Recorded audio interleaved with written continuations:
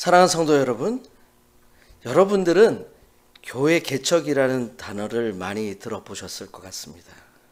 한국어로는 교회 개척이라고 합니다.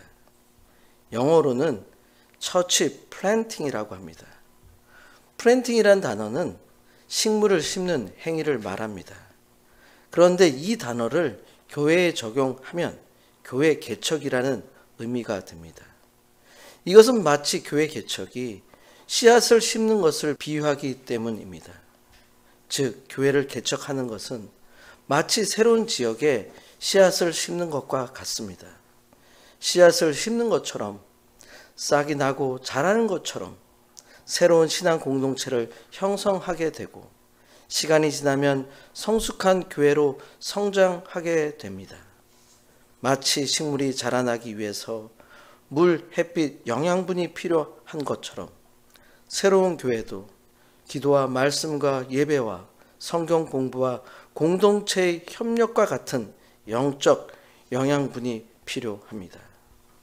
또한 식물이 자라는 환경에 적응하는 것처럼 교회도 그 지역과 사회에 대해서 적응해야 합니다.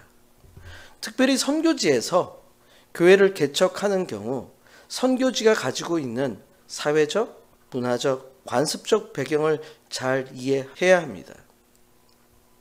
처치 플랜팅과 관련돼서 일반적으로 신학교에서는 몇 가지 모델들을 배우게 됩니다.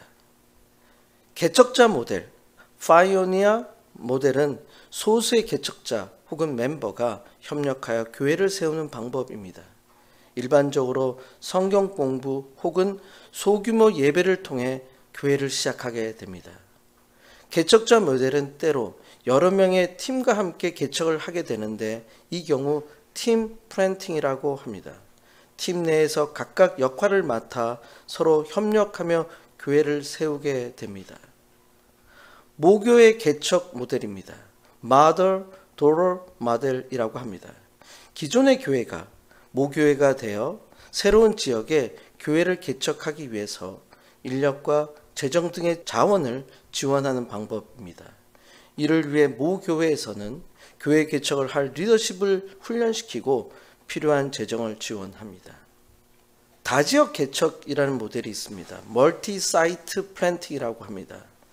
한 교회가 중앙교회가 되고 각 지역에 여러 개의 지교회를 세우는 방법으로 중앙교회의 브랜드와 정보를 공유하면서 지역별로 독자적인 때로는 독립적인 활동을 하는 모델입니다. 최근에는 인터넷, 온라인 개척 모델이 있습니다. 디지털 플랫폼을 통해 온라인으로 교회를 개척하는 방법입니다.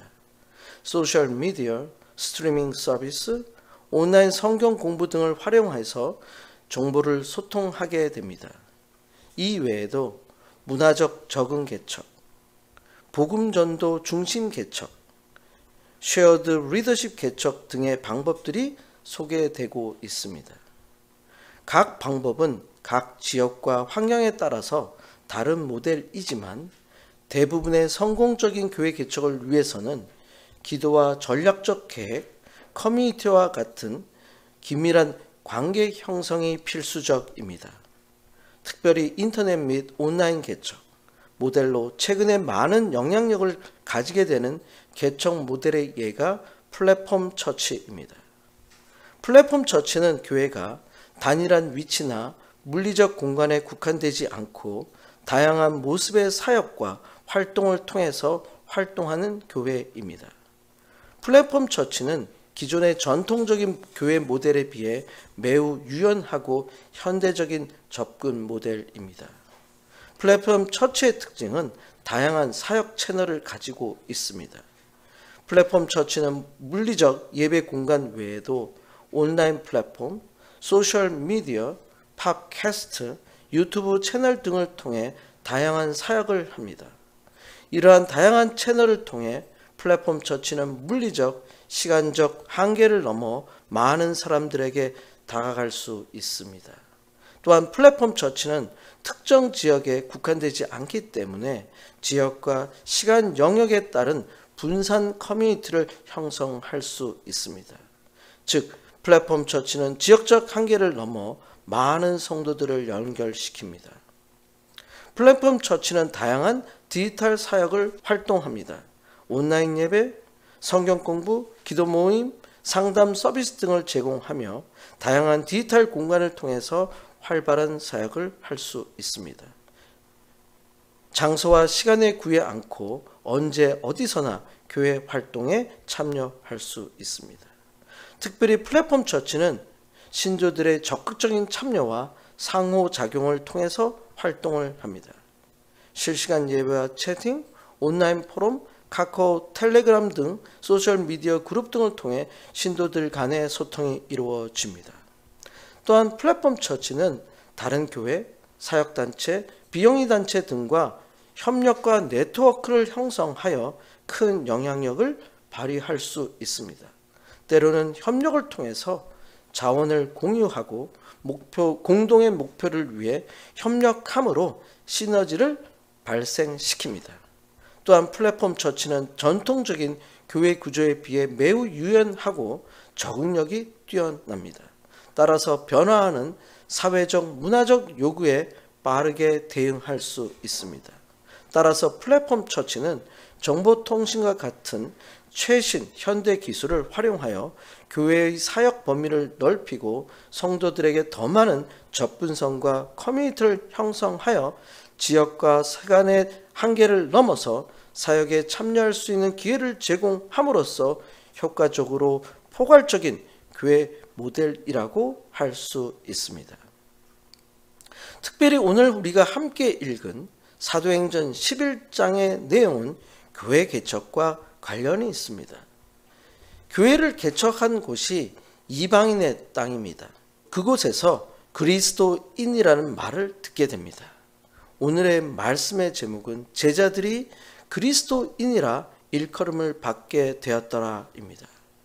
오늘 말씀을 통해서 이방인의 땅인 안디옥에서 처음 교회가 개척될 때 누가 언제 어떤 일을 하였으며 그 일을 통해서 오늘의 교회가 예수님의 지상 명령인 복음 전파와 선교를 위해서 교회 개척을 할 때 하나님께서 주시는 메시지를 함께 살펴보고자 합니다. 첫 번째로 하나님께서 주시는 메시지는 성령이 그들에게 임하셨습니다입니다. 특별히 사도행전 11장은 베드로 사도가 환상을 통해서 가이사랴에 있는 이방인 고넬료의 집을 방문한 후 예루살렘에 돌아와 일어난 일을 설명하는 내용으로부터 시작됩니다. 고넬료는 로마 백부장입니다. 그의 집에서 베드로가 복음을 전하자 성령이 그들에게 임하였습니다. 사도행전 11장 15절입니다. 내가 말을 시작할 때 성령이 그들에게 임하시기를 처음 우리에게 하신 것과 같이 하는지라. 성령이 그들에게 임하였습니다. 성령이 이방인 고넬료와 그의 가족, 친구들에게 임하였습니다. 이것은 그동안 유대인들에게만 성령이 임한다는 고정관념을 가진 예루살렘 교회의 입장에서는 매우 충격적인 것이었습니다. 이것은 전도와 교회 개척을 위한 필수 조건입니다. 이방인들에게도 성령이 임하셨기 때문에 이방인의 지역에 교회가 개척되게 되었습니다. 성령이 임하신다는 것은 힘을 주고 인도하신다는 것을 의미합니다. 이 성령 강림의 경험은 오순절에 제자들에게 임하였던 강력한 성령의 임재가 고넬료의 집에도 같이 임하였다는 것을 의미합니다. 그렇기 때문에 베드로는 처음 우리에게 하신 것과 같이 라는 표현을 사용하였습니다. 그렇습니다. 성령을 통해서 하나님의 뜻을 이해하게 됩니다. 성령의 능력으로 복음을 전하게 됩니다. 성령의 힘으로 굳건한 신앙생활을 할 수 있습니다. 성령의 임재로 초기 교회 공동체가 형성되었습니다. 성령을 통해 신자들은 하나로 만들어집니다. 성령을 통해서 서로 사랑하고 섬기는 공동체를 이루게 되었습니다. 그렇기 때문에 이렇게 만들어지는 교회는 누구도 막을 수가 없습니다. 사도행전 11장 17절입니다. 그런즉 하나님이 우리가 주 예수 그리스도를 믿을 때에 주신 것과 같은 선물을 그들에게도 주셨으니 내가 누구이기에 하나님을 능히 막겠느냐 하더라. 베드로와 제자들에게 주셨던 성령의 임재가 이방인들에게도 같은 선물로 하나님으로부터 받게 되었습니다. 이것은 이제 교회가 유대인과 이방인을 구분하지 않고 하나됨을 선언하는 것입니다.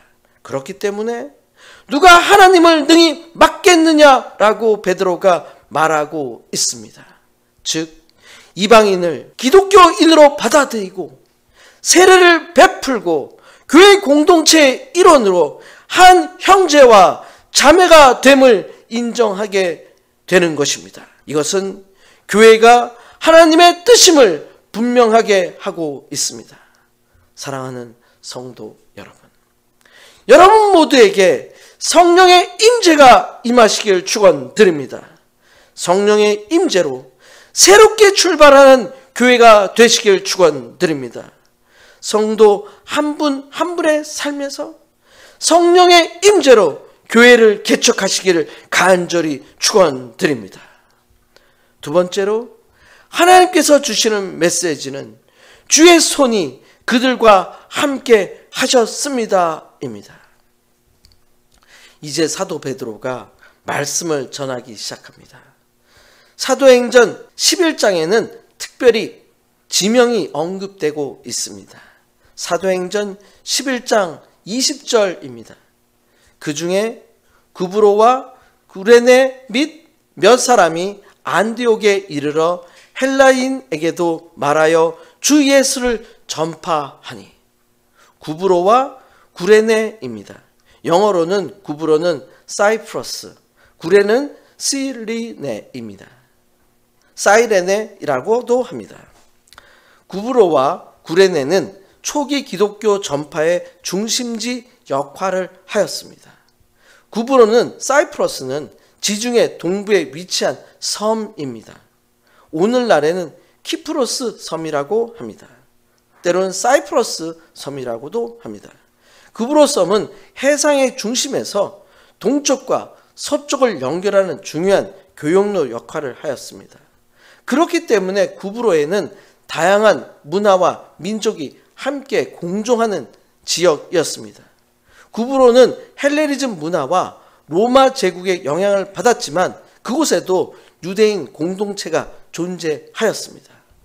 특별히 사도행전 4장 36절의 기록에 의하면 바나바는 이 구브로 출신입니다. 또한 바울과 바나바의 첫 번째 선교 여행의 첫 번째 목적지가 구브로였습니다.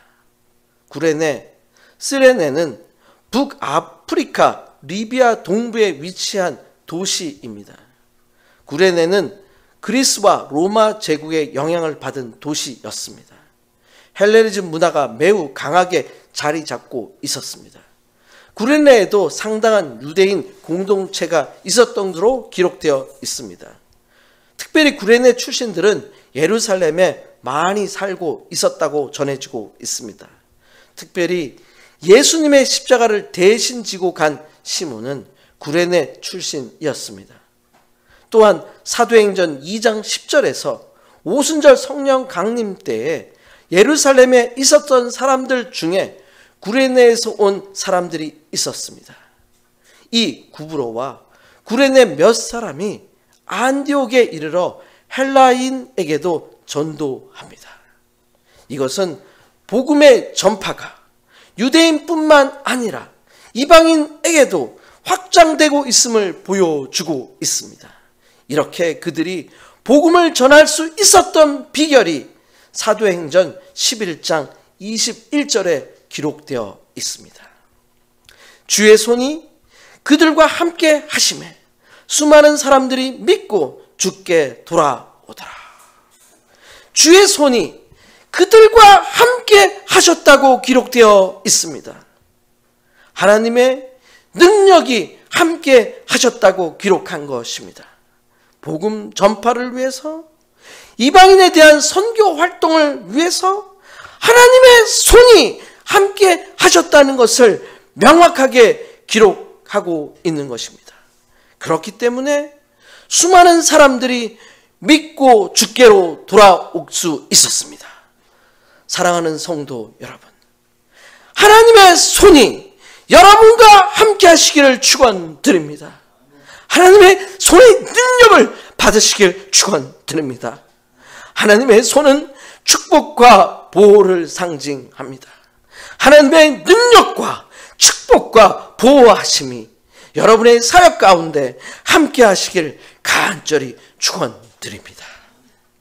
세 번째로 안디옥 교회의 교회 개척을 통해서 하나님께서 주시는 메시지는 제자들이 그리스도인이라 일컬음을 받게 됩니다. 입니다. 특별히 사도행전 11장 24절과 25절입니다. 바나바는 착한 사람이요 성령과 믿음이 충만한 사람이라 이에 큰 무리가 주께 더하여 지더라. 바나바가 사울을 찾으러 다소에 가서, 바나바가 현재 사역을 하고 있습니다. 사역이 매우 확장되고 있었던 것 같습니다. 이 시기에 특별히 바나바는 사울을 찾으러 다소에 갑니다. 아마도 사울을 찾아간 이유는 안디옥 교회의 사역을 위한 것이라고 볼 수 있습니다. 안디옥 교회는 다양한 민족과 문화가 공존하고 있었습니다. 복음이 유대인뿐만 아니라 이방인들에게도 전파된 곳입니다. 그렇기 때문에 예루살렘 교회가 이 사람들의 소문을 듣고 바나바를 안디옥까지 보냈습니다. 아마도 안디옥에서 많은 사람들이 복음을 받아들이고 있었고 신자들이 급증했던 것 같습니다. 이런 상황에서 더 많은 지도자와 교사가 필요했습니다. 아마도 바나바 혼자 사역하는 것은 한계가 있었을 것 같습니다. 그래서 바나바는 사울을 찾아 다소에 갑니다. 여러분들이 아시는 것처럼 바울은 헬라어 이름을 있고 사울은 히브리식 이름입니다. 뛰어난 신학적 지식과 전도 열정을 가진 인물입니다. 다메섹 도상에서 예수님을 만나 회심한 후 복음을 전하는 데 헌신했습니다. 바울은 이방인의 사도가 되었습니다. 바나바는 사울의 능력과 헌신을 알고 있었기 때문에 그를 안디옥 사역에 동참시키고자 한 것입니다. 사역이 시작되었습니다. 사도행전 11장 26절입니다. 만남에 안디옥에 데리고 와서 둘이 교회에 1년간 모여 있어 큰 무리를 가르쳤고 제자들이 안디옥에서 비로소 그리스도인이라 일컬음을 받게 되었더라. 바나바와 사울이 협력하여 안디옥 교회에서 함께 사역을 합니다. 1년간 모여 큰 무리를 가르쳤습니다. 가르침으로 인해 제자들이 생겼습니다. 제자들이란 자신의 정체성을 기독교인으로 지칭하는 사람들입니다. 이방인 기독교인들, 유대인 기독교인들 모두 포함하는 말입니다. 아마도 안디옥 교회의 구성원은 이방인 기독교인들이 많았다고 볼 수 있습니다. 그렇기 때문에 기존의 유대교가 아닌 그리스도인이란 칭호가 안디옥 교회에서 처음으로 붙여졌다고 짐작할 수 있습니다. 그리스도인이란 단어는 기독교인들에게 붙여진 고유한 명칭입니다. 이것은 새롭게 생성된 안디옥 교회가 기독교 공동체로서 독특한 개성을 갖고 있는 집단이었다는 것을 표현한 말로 이해해야 합니다. 즉 안디옥 교회는 타인들로부터 그리스도인이란 말을 들음으로써 참으로 그리스도를 추종하는 사람임을 인정받게 되는 것입니다. 그렇기 때문에 예루살렘 교회로부터 새로운 교회 개척을 통해서 안디옥 교회의 설립에 대한 정당성을 가지게 된 것이라고 볼 수 있습니다. 즉 그리스도인이라는 것은 기독교가 안디옥에서 유대교와 구별되고 새롭고 독특한 종교적인 구별이라는 것을 알려주는 것입니다. 그렇기 때문에 그리스도인으로 구별되게 된 것입니다. 그리스도인이란 예수 그리스도를 따르는 사람들로서 정체성입니다. 예수 그리스도의 가르침을 따르며 예수 그리스도의 삶과 부활을 믿는 공동체임을 명확히 하는 것입니다. 안디옥에서 이런 호칭을 받은 것은 안디옥 교회가 단순히 소규모 집단이 아니라 지역 사회에서 인식될 만큼 영향력을 가진 공동체로 발전했다는 것을 알려주는 것입니다. 이것은 안디옥 교회가 성장하고 발전하여 신앙 공동체로서 성숙과 영향력을 보여주는 것입니다. 사랑하는 성도 여러분, 안디옥 교회 개척의 역사를 배우시길 바랍니다. 하나님께서 주시는 성령을 받으시길 축원드립니다. 하나님의 손이 여러분과 함께 하시길 축원드립니다. 축복과 보호하심이 능력이 있으시길 축원드립니다.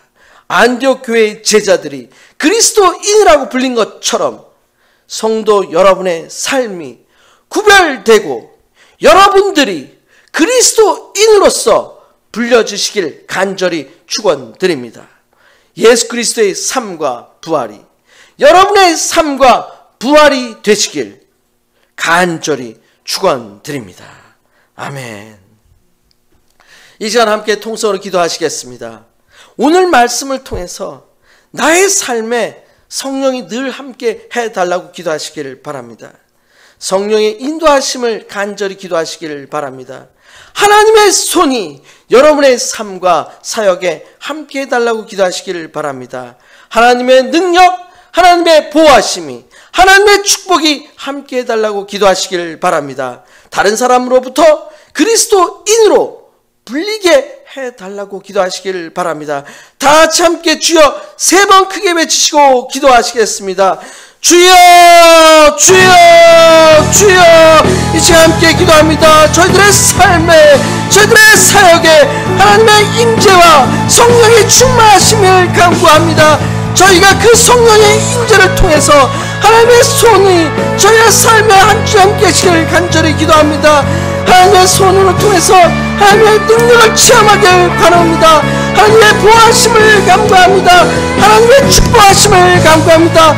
그렇기 때문에 저희가 전도와 선교의 삶을, 봉사의 삶을 드릴 수 있는, 자신감 있게 드릴 수 있는, 담대히 전할 수 있는 그런 저희의 삶을 변화시켜 주시옵소서. 그래서 저희가 구별된 삶, 그리스도인으로 불리지는 그런 삶이 될 수 있도록 저를 축복하여 주시고 인도하여 주시옵소서. 예수 그리스도.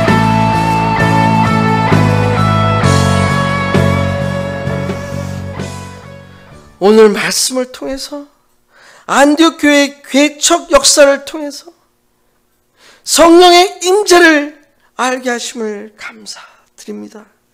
하나님의 손이 저희 삶에 함께 해주시기를 간구합니다. 하나님의 능력, 하나님의 축복, 하나님의 보호하심을 통해서 전도와 선교를 하겠습니다. 저희들의 삶과 사역을 통해서 그리스도인으로 불리도록 저희를 구별시켜 주시길 간구합니다. 저희들의 삶에 함께 하시고 힘과 능력을 주시는 예수 그리스도의 이름으로 간절히 기도드렸습니다. 아멘.